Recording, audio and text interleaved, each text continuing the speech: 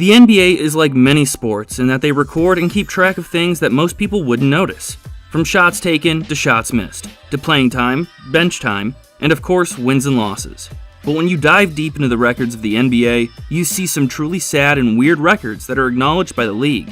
Some of which I'm sure you'd never expect. Join me as I show you 10 weird records in the NBA you didn't know existed. Be sure to like the video and subscribe to the channel. Just a reminder about our new giveaway. We're giving away the new iPad Pro or the new iMac Pro. The choice is yours. All you have to do is watch the full video, leave a like, comment the keyword hidden in the video, and make sure you're subscribed. It's that simple. 9. Worst team ever. Okay, I'm sure you did expect this one, but when a team sucks this badly, you can't help but talk about it. The Charlotte Bobcats are considered the worst team in NBA history. The 2011-12 Bobcats were just awful, and thankfully for them, it was the lockout-shortened season with just 66 games. A combination of injuries and the lack of talent meant that they were completely outmatched, and it should have never come to this. But it did, and it's a record because of it, which is sad because at one point, it seemed things could get good. In 2009-10, Larry Brown led the Bobcats' incarnation of the franchise to its first winning record and a playoff appearance. Usually, this would be the start of something good, or at least promising. Then Tyson Chandler was traded away before the start of the 10-11 season, and Gerald Wallace was traded during the season, with the Bobcats getting marginal players in return. Brown was fired or resigned during the 10-11 season, and the Bobcats eventually missed the playoffs. Leading scorer Steven Jackson was then traded for Corey Maggette, and a draft pick before the start of the 11-12 season. They started off the season 2-4, which isn't too bad in context, but went 5-55 the rest of the way. Maggette only played 32 games due to injury, and DJ Augustin also missed some time. The two players drafted, Kemba Walker and Bismack Biyombo, had decent rookie campaigns, but nothing spectacular, which is ironic because Kemba would become one of the best players in franchise history and was an A+ get for the Boston Celtics in the 2019-2020 season that's currently postponed. After the 2-4 start, the Bobcats were 7-36, thanks to a 16-game losing streak, but were seemingly in no danger of posting the worst record percentage-wise in NBA history, but they did. The Bobcats lost their final 23 games, to end with a woeful winning percentage of .106, just lower than the 1972-73 Sixers. To their credit, they have rebounded well from the disaster and made 2 playoff appearances in the following 4 seasons. Although, to be clear, they're not exactly the Charlotte Bobcats anymore. They're the Charlotte Hornets, because names mean everything, I guess. Regardless of the name, they are the worst of the worst, and many look at them and hope that they never fall that far. And should one actually achieve that goal? Well, the NBA will never forget. 8. Shortest NBA career ever, on the court. In the NBA, there are many levels that players wish to achieve, but while many try and achieve some level of stardom, most would agree that if they had a long career and were appreciated by the team or teams they were on, that would be enough. If you look at various legends and even legendary role players, you'll see that they often played in the NBA for well over a decade. But that begs the question on the opposite side of the spectrum. What is the shortest NBA career ever? That would be none other than Jameson Curry, a name I'm sure you don't recognize. He was once signed with the Los Angeles Clippers on a 10-day contract, which is standard at times to see how a player will gel with the team, see his potential, etc., and his career on the court lasted 1 game, at 3.9 seconds.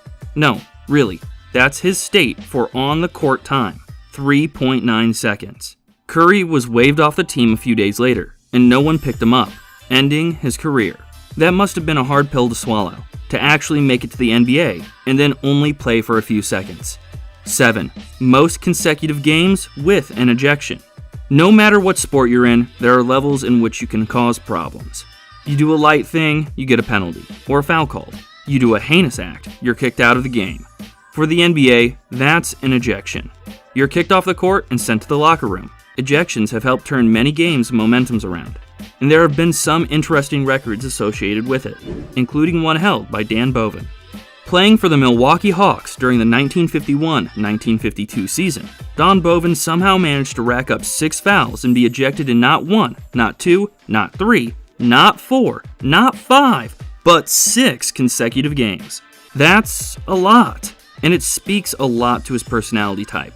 Somehow he lasted 3 seasons in the NBA, but it wasn't exactly the greatest of runs, and he's going to be forever known for his ejections more than any talent he might have had.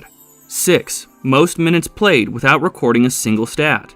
Every player in the NBA has a role, and to do that role well is to ensure that you get more playing time and possibly get a better contract down the line.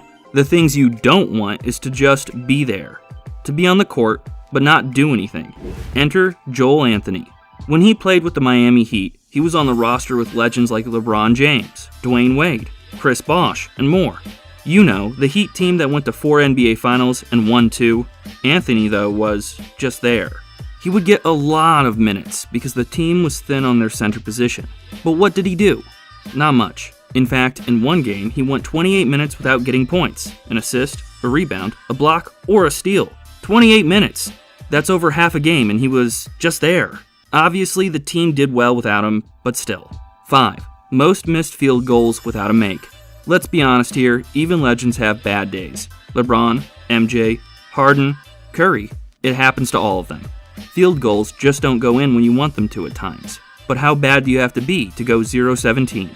You can ask the NBA legend who did this with Tim Hardaway Sr. During his time with the Golden State Warriors, he was part of a trio known as Run TMC, with him being the T, obviously. But one time he literally stunk up the floor and had an 0-17 shooting game. His team won the game, but it wasn't because of him. He apparently framed the box score to remind himself never to do that again. Thankfully, he was able to keep that promise. And this just goes to show that well and truly, even legends can own bad records. 4. Quickest player to foul out. Fouling out in the NBA is never helpful, and no player wants to do that. Unless your name is Coach Don Nelson, and you have a player like Bubba Wells on your side. Then that's exactly what you want him to do. Bubba played in the NBA just 1 year, and was with the Dallas Mavericks when Nelson was coach. In an attempt to get Chicago Bulls player Dennis Rodman to the line, he put in Bubba and told him to continually foul him, which Bubba did, and fouled out of the game a mere 3 in-game minutes later. Clever? Sure. Fair to Bubba? Not really, and he literally sacrificed a player, whom we presume was average at best on the court, just to try and get an upper hand. That's rather devious, no? 3. Worst record to get into playoffs. A sad fact of the NBA is that because 8 teams in both the East and the West get in, if a division is overly bad, it means a team with a losing record will get into the playoffs. This happens a lot in recent seasons, and will likely happen in the upcoming playoffs when the NBA returns. But what's the worst of the worst to somehow get into the NBA playoffs? That would be the Baltimore Bullets, with a record of 16-54. This happened during the 1952-53 season, where the playoff rules were much different. But yeah, they got in with that record, and then they quickly got swept by the Knicks. 2. Most teams played for. Look, the NBA, like other sports leagues, is one about moving pieces around in order to get better ones and get big stars. And sometimes, that means that players play for multiple teams in their career. But what might surprise you is that the NBA keeps track of this. And multiple players have been on a record 12 teams during their time in the NBA. Chucky Brown, Jim Jackson, Tony Massenberg, and Joe Smith all were on 12 different teams during their runs. What's ironic though is that when you look at when they all played in the league, they actually all played at the same time frame basically. Also, you might think that they were traded around so much because they weren't good players. And yet, look at their careers. And the shortest among them was 13 years in the league. 1. Lowest scoring game in NBA history.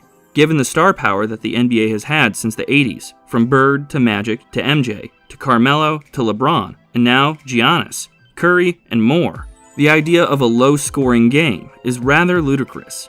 And you would be right. The lowest scoring game ever happened in 1950. This was before the introduction of the shot clock, so the teams could play by college and high school rules and just play keep away. Such is what happened with the Fort Wayne Pistons and the Minneapolis Lakers. The score? 19-18. Wow. Just a reminder about our new giveaway. We're giving away the new iPad Pro or the new iMac Pro. The choice is yours. All you have to do is watch the full video, leave a like, comment the keyword hidden in the video, and make sure you're subscribed. It's that simple. So what do you think? What do you think of these weird stats and records that the NBA has kept over the years? Can you believe how bad or weird these players had to be in order to get these records? Which of these records stunned you the most? Let us know in the comments below, be sure to subscribe, and I'll see you next time on the channel.